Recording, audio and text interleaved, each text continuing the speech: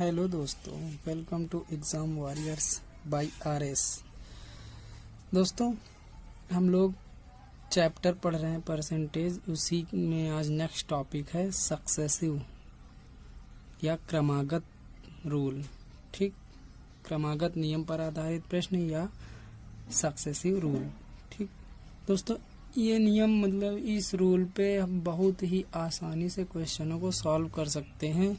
वो क्वेश्चन जिन क्वेश्चनों का कैलकुलेशन इतना लंबा होता है या फिर वो बहुत आसानी से नहीं बनते हैं सवाल, लेकिन हम इस रूल से वैसे क्वेश्चनों को बहुत ही आसानी से हम सॉल्व कर सकते हैं।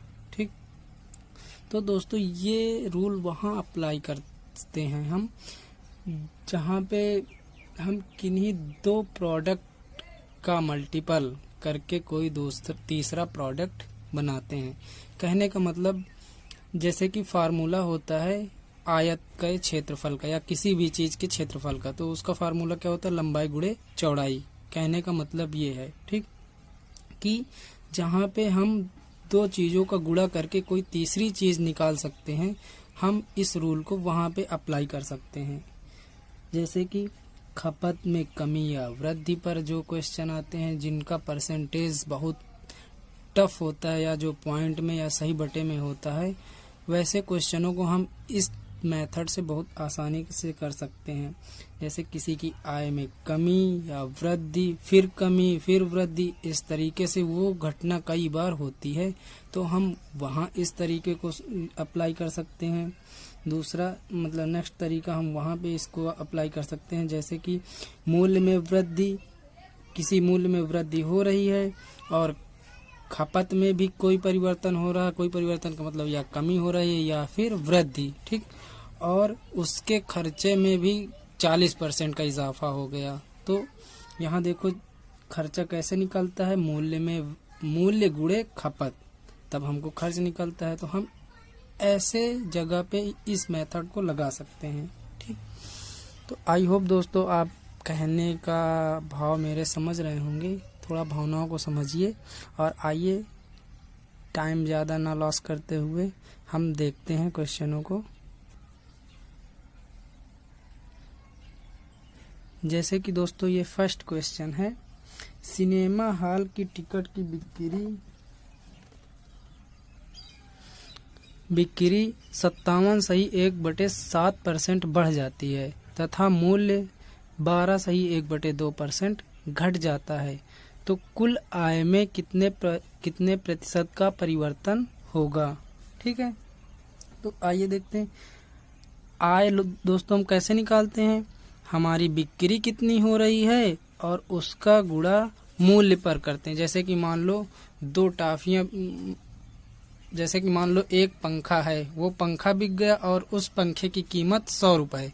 तो जब हम 100 का गुणा 1 पे करेंगे तो हमें पता चल जाएगा कि हमारी आय कितनी हुई। वहीं पे जैसे 5 पंखे बिक रहे हैं और हमें पता एक पंखे का रेट कितना है, 100 रुपए। तो जब 5 तो हो गया आपका मतलब टोटल वैल्यू की हमारा प्रोडक्ट इतना था, ठीक, और मूल्य कितना है, 100 रुपए। तो जब इन दोनों का गुणा करते हैं तो हमें क्या आती है, हमारी कुल आय आती है। ठीक, तो यहीं पे देखते हैं 57% बढ़ जाता है किसमें, बिक्री में। 57.1/7% बढ़ता है। ऊपर एरो का मतलब दोस्तों वृद्धि। तो इसकी फ्रैक्शन वैल्यू क्या होती है, 4/7। क्या हो रहा है, वृद्धि हो रही, तो इसलिए हम प्लस लगा देंगे। ठीक, अब देखो पहले उसकी बिक्री कितनी हो रही थी, 7। पहले कितनी हो रही थी, 7, तो 7, और अब कितना हो रहा, 4 बढ़ के हो रही है ना। 7 तो हो रही थी, उसमें 4 और बढ़ गया, तो अब कितने की होगी बिक्री, 11 की। यहाँ लिख लीजिए पहले और यहाँ अब। ठीक, ये तो हुआ आपकी बिक्री। अब देखो मूल्य में क्या इजाफा हो रहा है,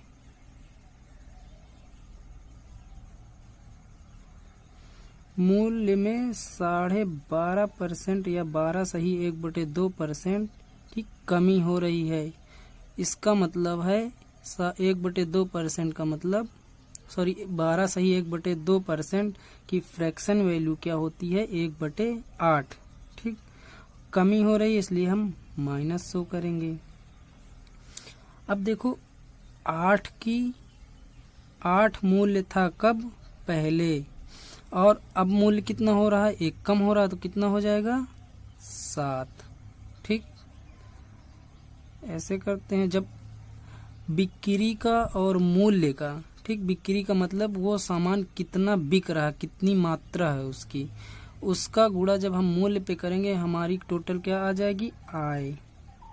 ठीक दोस्तों, आप बिक्री और मूल्य का गुणा करेंगे तो यहाँ आय आ जाएगी। और आप दोस्तों चाहे तो यहाँ से काट भी सकते हैं। इसका काटने का तरीका क्या है, आप इस साइड के प्रोडक्ट से इधर का प्रोडक्ट काट सकते हैं। जैसे ये 7 है तो यहाँ 7 से ये 7 कट जाएगा, लेकिन याद रखना सामने सामने का कटेगा। ठीक, एक ही लाइन का नहीं कटेगा। जैसे कि ये यहाँ 7 है, अगर गलती से यहाँ 14 होता, मतलब बाई चांस यहाँ 14 होता, तो आप 7 से इसको नहीं काट सकते थे। ठीक, आप सिर्फ इस साइड का इस साइड से काट सकते हैं और इस साइड का इस साइड से काट सकते हैं। एक दूसरे के आमने सामने का काट सकते हैं, ना कि एक दूसरे के ऊपर नीचे का। ठीक है, तो आप इससे इसको काट लें। 7 से 7 कट गया। अब कितना बचा, यहाँ 1 बचा, तो 8 का गुणा 1 में करेंगे, ये हो जाएगा 8। यहाँ 1 बचा, 11 का गुणा 1 में करेंगे, 11 का नम 11। कितना रेशियो आया, 8:11 का। कहने का मतलब पहले आय कितनी थी, 8, और अब आय कितनी है, 11। आय कितनी बढ़ रही है यहाँ, 3। ठीक, तो देखते हैं आय में परिवर्तन क्या होता है। 3 बढ़ रही है आय, किसमें, 8 में। तो 3/8 अगर आपको याद है तो आप डायरेक्ट निकाल सकते हैं कि 3/8 क्या होता है परसेंटेज में, 37 सही 1/2%। ठीक है, अगर आपको नहीं मालूम है तो आप यहाँ गुणा कर लीजिए, 100 का 300 हो जाएगा। जब इसे आप काटेंगे तो ये आपका इतना आएगा। ओके, आई होप दोस्तों आपको तरीका समझ में आ रहा होगा। प्लीज़ समझने की कोशिश करिए, बहुत आसान तरीका है, आपको बहुत अच्छे से आएगा समझ में। आइए देखते हैं दोस्तों नेक्स्ट क्वेश्चन। नेक्स्ट क्वेश्चन है, आयत की लंबाई में 37.5% या इसको 37.5 भी बोलते हैं, या फिर 37 सही 1/2% की वृद्धि कर दी जाए और उसकी चौड़ाई में 20% की कमी कर दी जाए तो क्षेत्रफल में क्या परिवर्तन होगा। तो सभी को पता होगा दोस्तों, क्षेत्रफल का फार्मूला क्या होता है, लंबाई गुणे चौड़ाई। ठीक, जैसा कि हमने बताया कि ये तरीका सक्सेसिव रूल वहीं अप्लाई होगा जहाँ पे गुणा करके कोई तीसरा प्रोडक्ट बनेगा। तो यहाँ देखो, जब लंबाई और चौड़ाई का गुणा करते हैं तो हमको क्या मिलता है, क्षेत्रफल। देखिए सॉल्व करते हैं। लंबाई कितने का परिवर्तन हो रहा है, 37.5% या 37 सही 1/2% वृद्धि हो रही है। ठीक, तो आप ऊपर का सिंबल बना सकते हैं ऊपर के लिए। तो 37.5 का मतलब होता है 1/8 वृद्धि हो रही है, तो हम प्लस लगा लेंगे।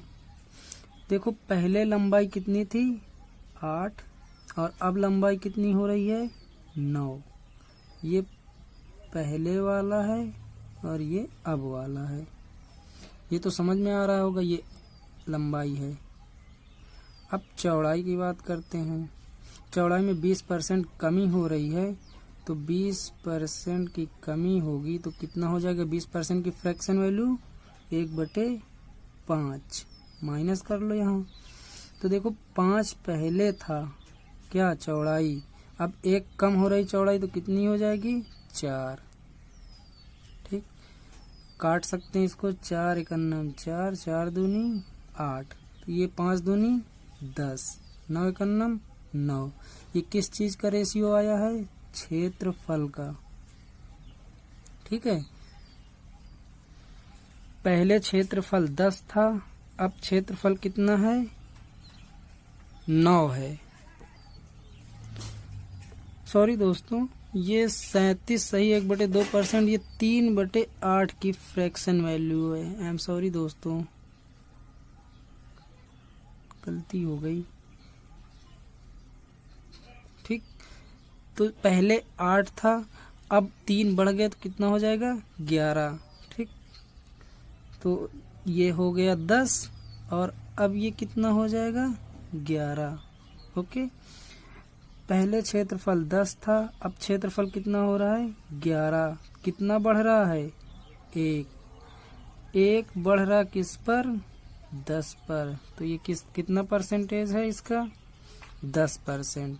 तो क्षेत्रफल में क्या परिवर्तन हुआ 10% की वृद्धि हो गई।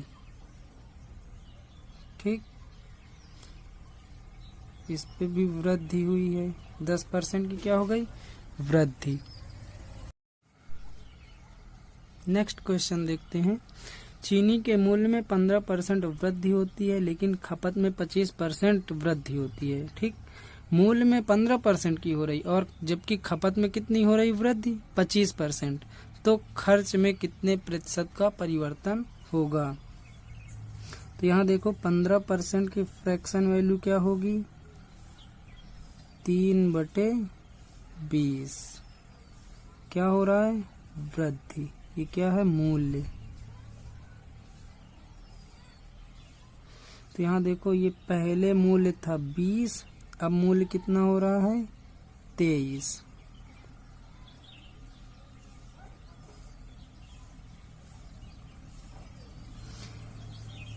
खपत में देखो 25% की वृद्धि हो रही है। पच्चीस % की फ्रैक्शन वैल्यू क्या होती है 1/4। पहले खपत थी 4